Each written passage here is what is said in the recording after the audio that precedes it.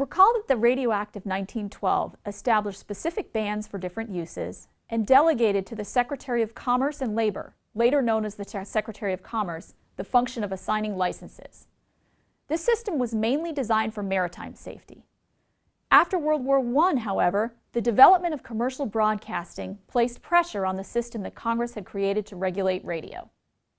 In the early 1920s, radio quickly transitioned from being used mainly for one-to-one communication to being used for one-to-many communication.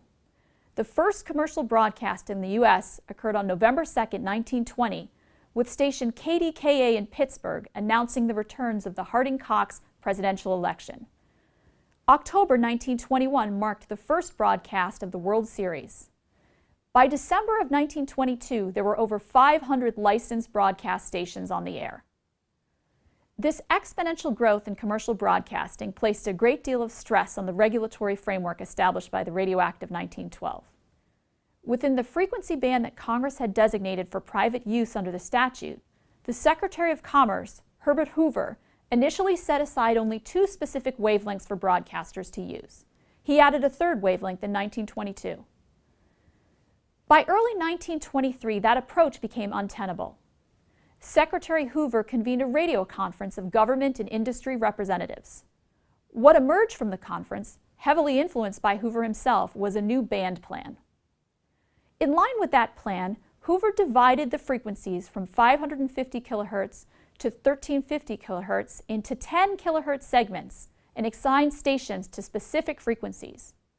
Stations within the same geographic area were separated by frequency so that their signals didn't interfere with one another. Although the Radio Act of 1912 had given the Secretary of Commerce the power to assign licenses, the actual scope of his authority was unclear.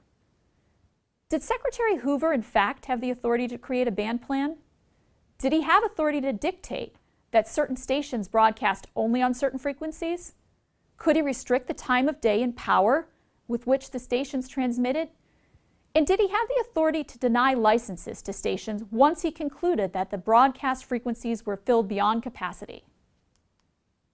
A 1926 court case settled these questions in a way that undermined the Secretary's authority. Zenith Radio Corporation operated a station in Chicago, but had been assigned only 2 hours of airtime per week.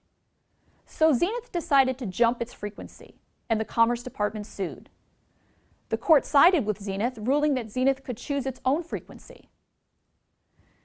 As the Department of Commerce considered whether to appeal this decision, Secretary Hoover turned to the Attorney General for an opinion on the scope of his powers.